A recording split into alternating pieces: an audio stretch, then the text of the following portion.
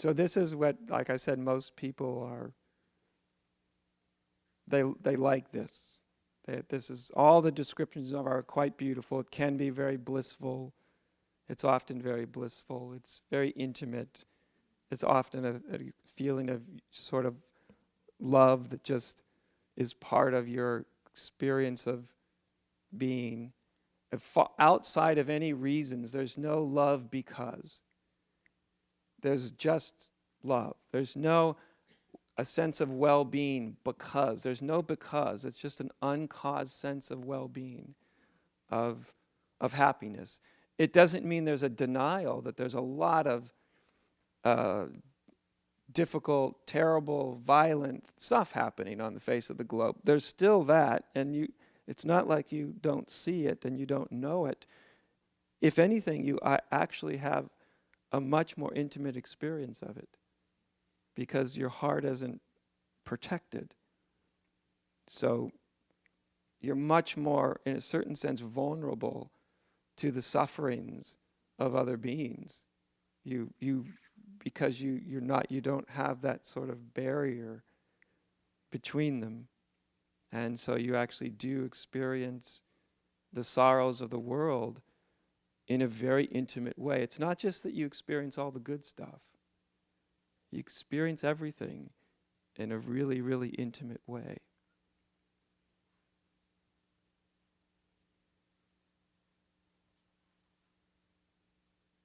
So, like I said, this is wantable. It's some version of this is what's usually part of what I call the sales pitch for enlightenment.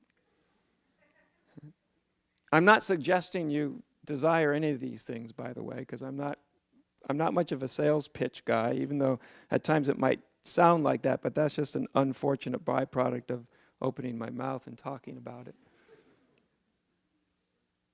I've often felt like the really genuine impulse towards, whether you think of it as the divine or truth or enlightenment or whatever you want to call it, it's from our ego's perspective, it's an irrational impulse.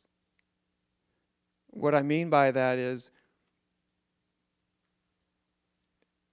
the impulse itself, it's not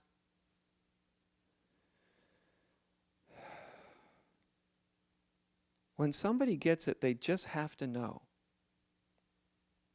They just have to know. They don't have to know for a particular reason. They're like hooked up like anybody else. As a biological organism, we'd all rather feel better than worse, right? Anything that lives and breathes, and if it wasn't for that, we'd all be perfectly dead. None of us would have made it here. If, like cutting your hand off was roughly equivalent to getting a good hug, and we wouldn't be surviving. So it's a good thing that we actually are more inclined towards pleasure, happiness, well-being. Of course, even that has its problematic implications. But the impulse towards enlightenment, it's not really dominated for a psychological or emotional payoff. It's something you just want to know, or you may think of it as when you feel sort of the calling to know God, and you don't know why you want to know God. You may hope it ends up to be something really wonderful and beautiful, but the calling inside of you is something that transcends that. Do you know what I mean? It's like if I have to go through hell, I'll go through hell to get there. And it's to get somewhere that I don't even know what it's going to be like when I get there. Right? So I'm sure there's lots of people in this room that have had their own versions of that impulse.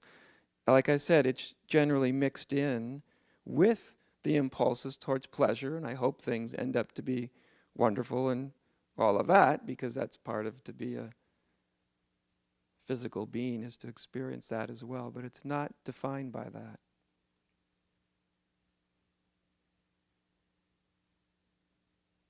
Strangely enough, that's not in and of itself where realization stops, however. Because everything I've described, by the way, you can pop into it. Like I said, you can pop into it for a few minutes or a few days or a few weeks or a few months, and you can pop right out of it. A lot of people, their spiritual search begins because they've had some odd moment where they've popped into one of these perspectives, right? Because remember, these aren't things that you're given for good behavior. Fortunately, at least speaking for myself, if it required a sterling, person through their whole lives, I think most of us would be in big trouble. That's not what's required. That's often the way people are trying to go about it, as if you have to earn your way into being what you really and truly already are, right? Because, of course, what we're talking about is realizing one's true nature. And as an added benefit, you find out it's also the true nature of everything else. You crack the code on one thing, you've cracked the code on everything.